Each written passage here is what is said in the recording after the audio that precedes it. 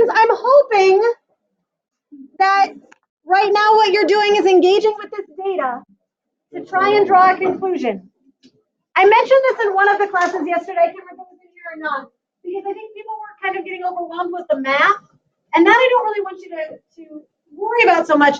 What I really want you to be able to do is draw this conclusion. This is the skill that transcends all of like science.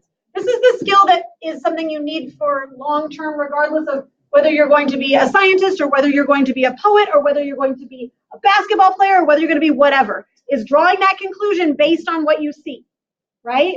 I don't care if you understand this thing right this moment. What I want is for you to be able to draw that conclusion. What conclusion can you see? What patterns do you see based on the data from these three collisions? What kind of patterns do you see? Yeah.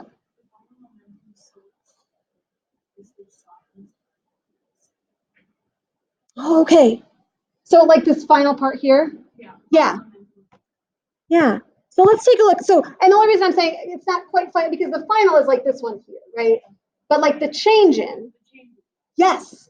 Yes. So she's saying the change in momentum between the two cards, it's the same value, isn't it? The same, is it the same number? Or not quite? You said they switch. What do you mean they switch?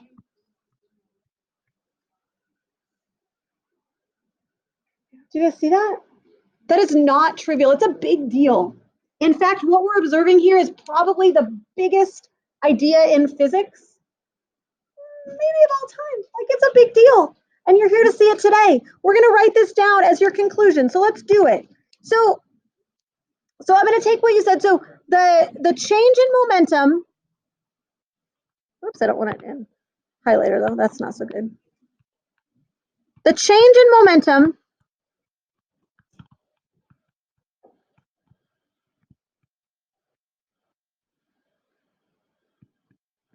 for two carts, right? There are two carts that are interacting with each other. The change in momentum for the two carts have the same magnitude?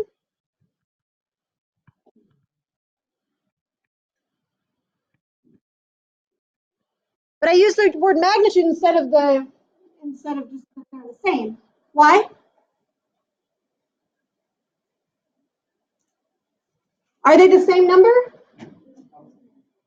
One's negative and the other one's positive, right? So the change in momentum for the two carts, they have the same magnitude. Whoa, hello. Computer's like taking over. There we go. But their signs are opposite.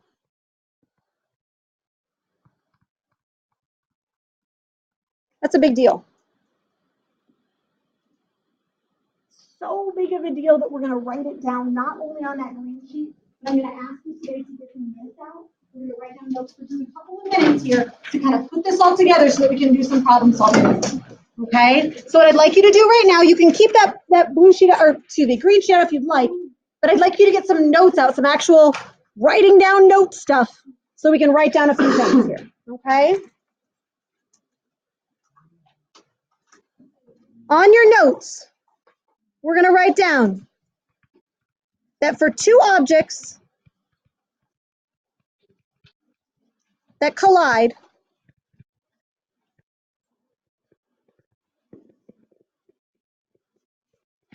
or interact, for two objects that collide or interact, it is always true. We only did 3 examples, but I'm going to tell you that those 3 examples kind of set the stage for everything else that we could do. Two objects that collide or interact,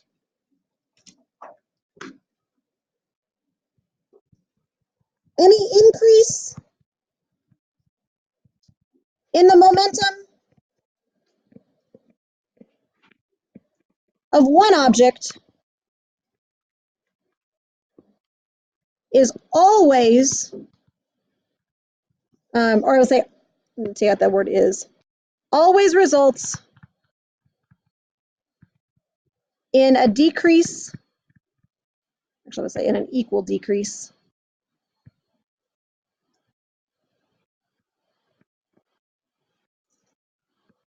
in the momentum of the other object.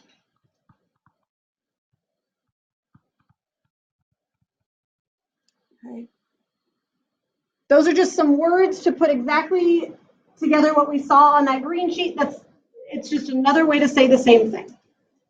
For two objects that collide or interact, any increase in momentum of one object always results in a decrease in momentum of the other object, and it's always the same amount.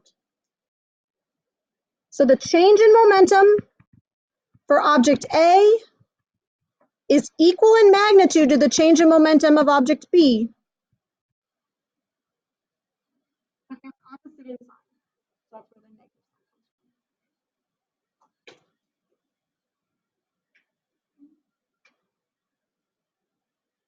This principle is one of the biggest things that we know and that we have and that we use in physics to design things, to solve problems, and all of that. Now, it looks pretty simple. I'm going to write it out a little bit in a little bit of a different way, just so that it's a little bit more user-friendly for what we're going to do. What's this little triangle mean? Change in, and change is really final minus initial, right? So I'm going to write that down. I'm just going to literally write it out. So we're going to say the opposite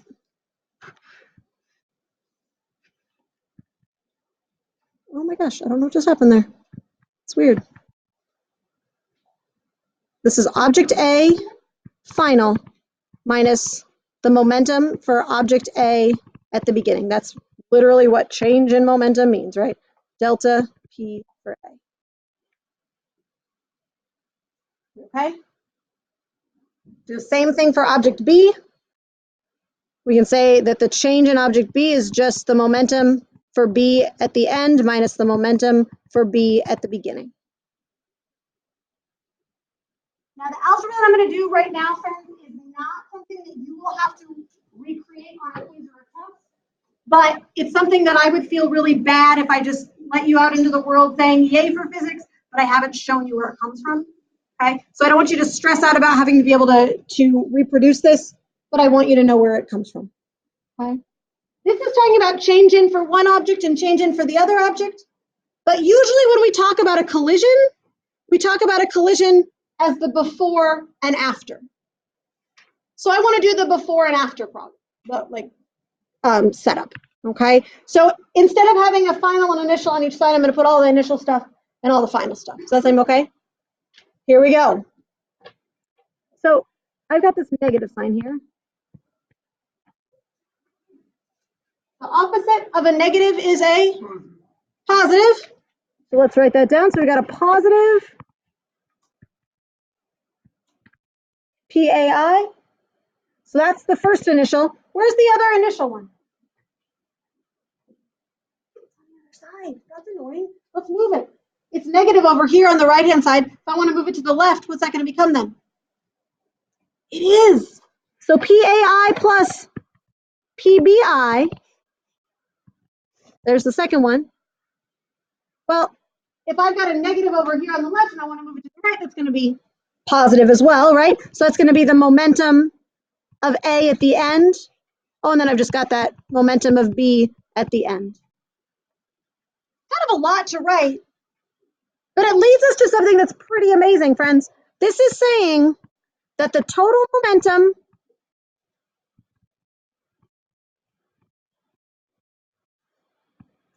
at the beginning is equal to the total momentum at the end.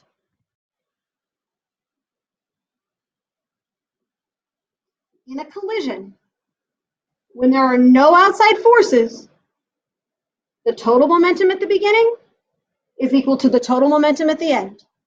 That's exactly what we saw over here with the Newton's cradle, right? 1 unit of momentum in, 1 unit of momentum out. 2 in, 2 out, doesn't matter. Total in equals total out. This thing has a name. It's a pretty important name. It is called the law of conservation of momentum.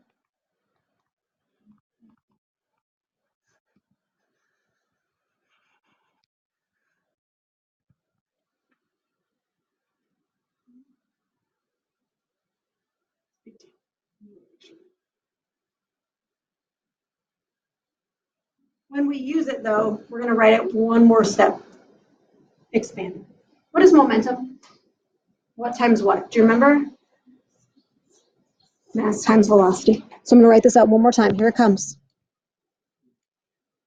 Mass times velocity, MA, VA initial, plus MB, VB initial. This is kind of long. You're not gonna have to write it out all that often though. MA, VA final, plus MB, VB final. The nice thing about this statement, friends, is that you can use it to solve problems.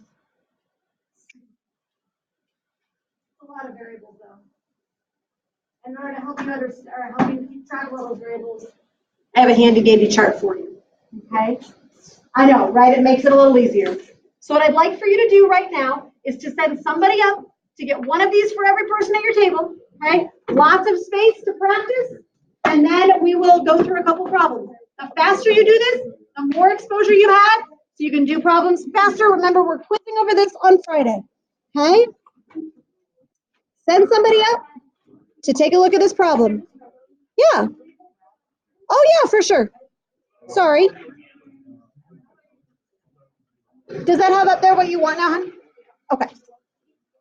Thanks for asking for that. I appreciate it.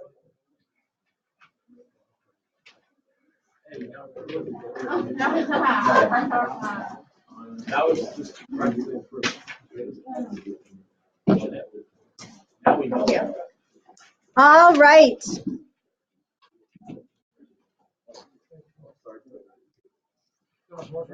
So the 4 problems that I pulled out for you to work on today are directly from your book, so you don't have to copy down the problem. Okay. So for the first one, it's from page 213 of your textbook. It's number 3. So you don't have to copy down the problem. You can just write down page 213, number 3, and that will get you exactly where you need to go to find this problem. The first problem that I chose is a very straightforward one, so that we can figure out how to use the chart so that it makes it as easy as possible. You're looking at that pink sheet, it might look a little overwhelming. Friends, it's just 4 of the same thing. They're just blank spaces for you to work, right? It's just a chart for you to fill in. Let's take a look at this first question. It says, you've got a 4-kilogram bowling ball sliding to the right at 8 meters per second. It has an elastic head-on collision with another bowling ball that's initially at rest. The first ball stops after the collision. Have you seen this collision before or something very similar to it? You have. Collision A from yesterday is the same thing. It's an elastic collision between 2 objects that are the same mass, one of which is at rest at the beginning. Okay? Same situation. So it should be familiar. We're just going to plug in some things. So this chart is really, again, just intended to help you out, not to stress you out. What are your 2 objects? They're both bowling balls, right? So I'm just going to call them bowling ball 1 and bowling ball 2. Sometimes you have different objects, and so it's just nice to keep track of what's what there. Okay? Both of them have the same mass, but I'm going to go ahead and write that mass in. 4 kilograms for the first one and for the second one. This is really just a chart for your givens. That's all it is. Initial velocity for bowling ball number 1 was how fast? 8 meters per second. Initial velocity for the second one? 0. Can you determine the initial momentum for bowling ball 1? What is it?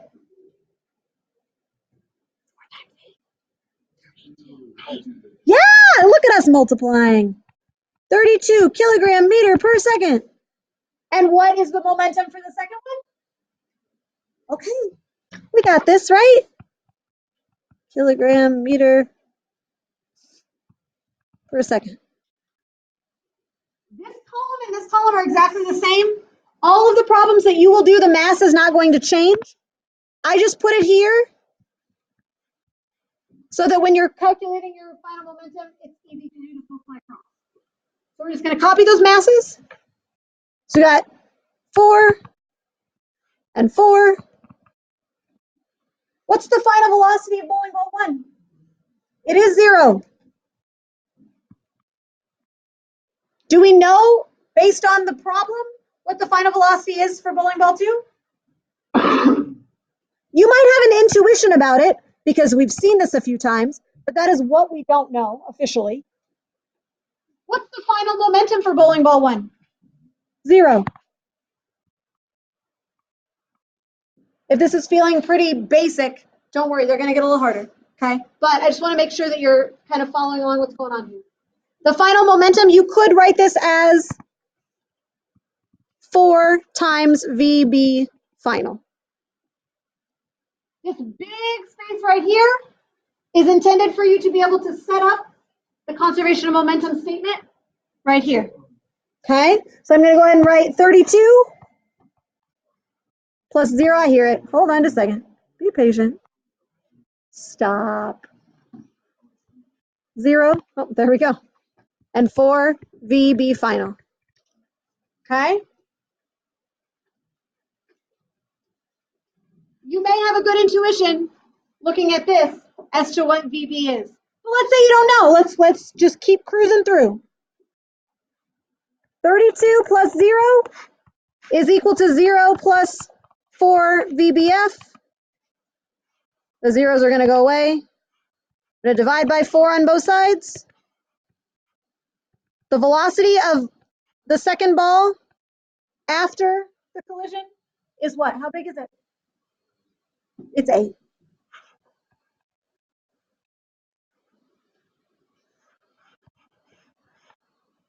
How are we doing, team? Is that okay? I also gave you an opportunity to graph it, because the more you graph it, the better you understand it. If you don't know how to graph it, take a look at the collision A from your green sheet. Right? So bowling ball 1, which was A, has got an initial velocity of something. Whoa, I'm trying to draw a straight line. Not doing a great job. Bowling ball 2 is moving with 0. After the collision, bowling ball 1 stops.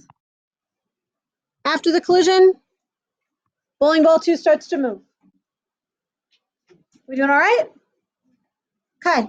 I'm going to throw another one up here. You've got a couple minutes. It's not time to go. Do not pack up your papers. You've got that pink sheet out. Let's do one more problem. Here it is. This one's, I will, in just a second, yeah. This one is 213, question 1. So if you want to write that down so you keep track, right now, you've got a couple minutes. 1 minute. I want you to fill in the givens. Friends, this is the time when you have an opportunity to learn, to take advantage of your learning, okay? Take advantage of this time. Do it.